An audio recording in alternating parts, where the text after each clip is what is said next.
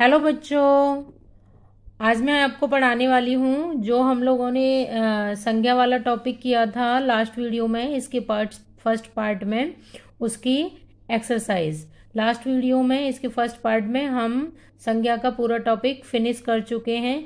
अब बच्चों हम करते हैं इसकी एक्सरसाइज ताकि हमें पता चले कि हमने उससे कितना सीखा। तो let's start our exercise. Okay, तो फर्स्ट क्वेश्चन देखिए, सही उत्तर पर टिक का निशान लगाइए। तो का प्रश्न है, संज्ञा किसे कहते हैं? तो फर्स्ट ऑप्शन है आपका वस्तु और स्थान को, प्राणी और वस्तु को, प्राणी भाव और वस्तु के नाम को। तो याद करो कि हमने संज्ञा की क्या डेफिनेशन पढ़ी थी। किसी व्यक्ति, वस्तु, स्थान या भाव के नाम को संज्ञा कहते हैं। तो उसमें क्या क्या था? व्यक्ति, वस्तु, स्थान या भाव। तो हमारा कौन से ऑप्शन में है? तीनों के तीनों। तो प्राणी, भाव या वस्तु के नाम को। तो इसलिए इसका ऑप्शन क्या होगा?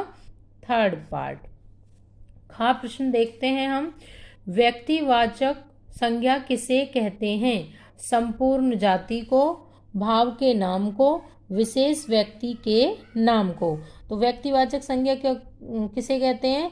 जो किसी विशेष व्यक्ति की तरफ हमें बताए, कि किसी विशेष व्यक्ति के बारे में बताता है, उसे हम व्यक्तिवाचक संज्ञा कहते हैं। तो कौन सा ऑप्शन सही है? थर्ड वाला। गा प्रश्न देखिए, भाववाचक संज्ञा की पहचान बताओ। तो भाववाचक संज्ञा हमने क्या पढ़ी थी कि भाववाचक संज्ञा को ना हम देख सकते हैं ना हम छू सकते हैं, हम उसे सिर्फ फील कर सकते हैं, केवल अनुभव कर सकते हैं। तो उसे पकड़ सकते हैं? नहीं।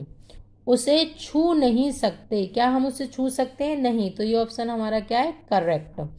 उसे केवल देख सकते हैं। क्या हम उसे देख सकते हैं भाववाचक संज्ञा को? नहीं। हम उसे सिर्फ महसूस कर सकते हैं, हम उसे ना छू सकते हैं, ना देख सकते हैं, ना फिर पकड़ सकते हैं। अब हम आते हैं प्रश्न 2 पर। उचित भाववाचक संज्ञा पर सही का निशान लगाइए। आपने देखा था, हमने लास्ट पार्ट में देखा था कि विशेषण से और आपके और बहुत सारे जो भी थे, जैसे लास्ट में हमने दिखाया, मैं आपको दिखाती हूँ कि क्या क्या किया था। जातिवाचक संज्ञा से, सर्वनाम से, विशेषण से या क्रिया वगैरह से हमने क्या सीखा था? भाववाचक संज्ञा बनाना सीखा था। तो वो ये पूछ रहा है कि भाववाचक संज्ञा बनाइए। फर्स्ट क्या है हमारा? युवा। युवा का भाववाचक संज्ञा क्या होता है? यौवन। क्योंकि युवक, युवक तो किसी व्यक्ति विशेष को कहते हैं, तो ये हमारा भाववाचक संज्ञा नहीं हो सकता। हमारा भाववाचक संज्ञा क्या होगा? यौवन। सेकंड है हमारा शिशु। शिशु की भाववाचक संज्ञा क्या होगा? शैशव।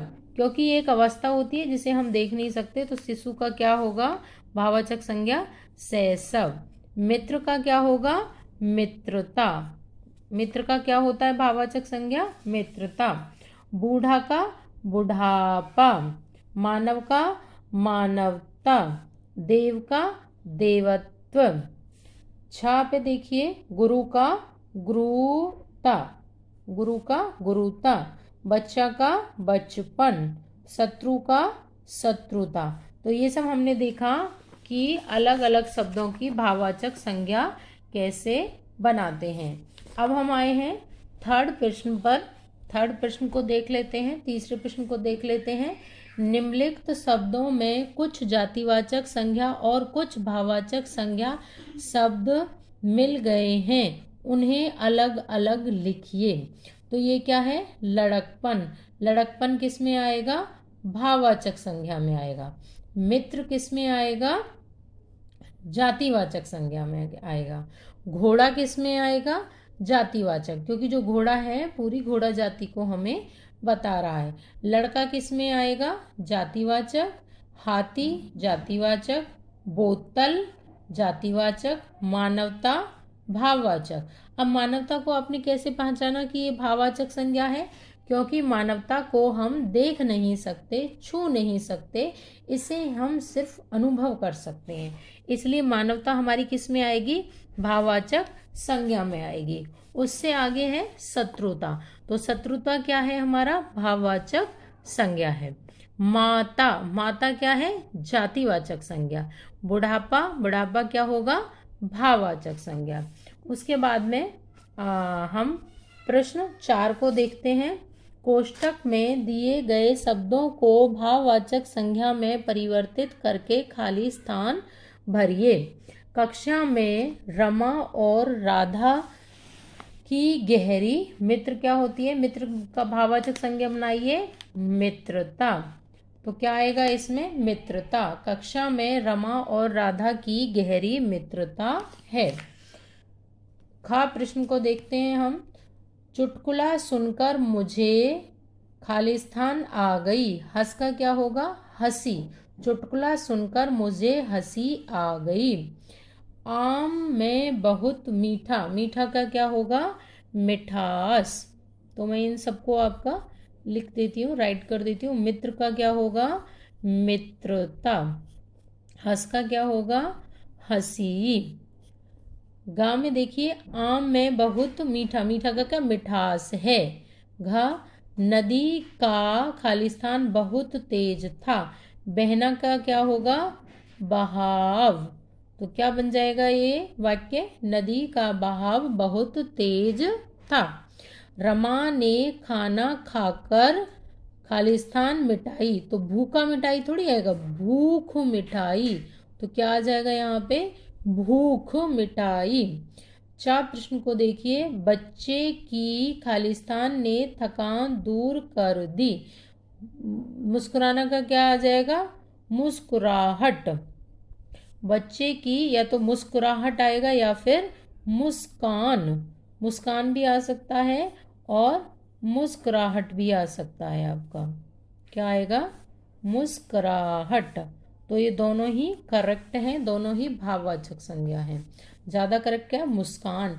बच्चे की मुस्कान ने थकान दूर कर दी। ये था हमारा प्रश्न 4। अब हम प्रश्न 5 पे आते हैं। ये बहुत इंटरेस्टिंग है, एक जाल सा बना हुआ है, पहेली भी हम लोग इसको बोलते हैं कई बार। प्रश्न 5, वर्ग जाल में से छांटकर जातिवाचक और व्यक्तिवाचक संज्ञा शब्द लिखिए।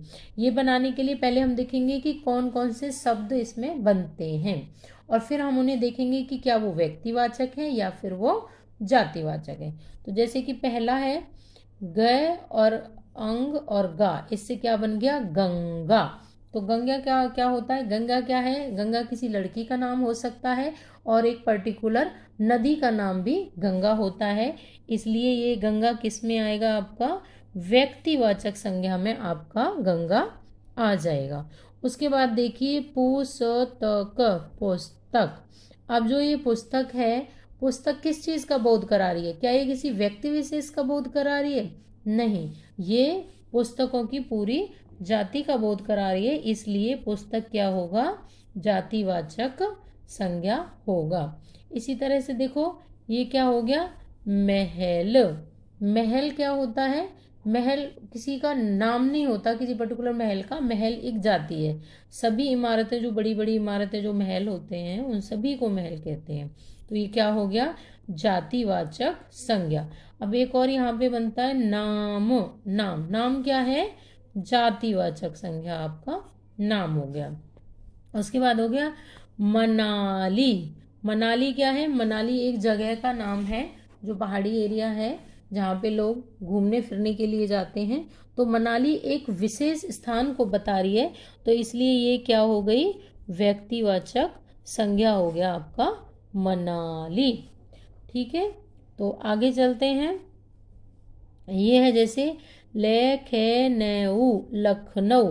लखनऊ क्या है?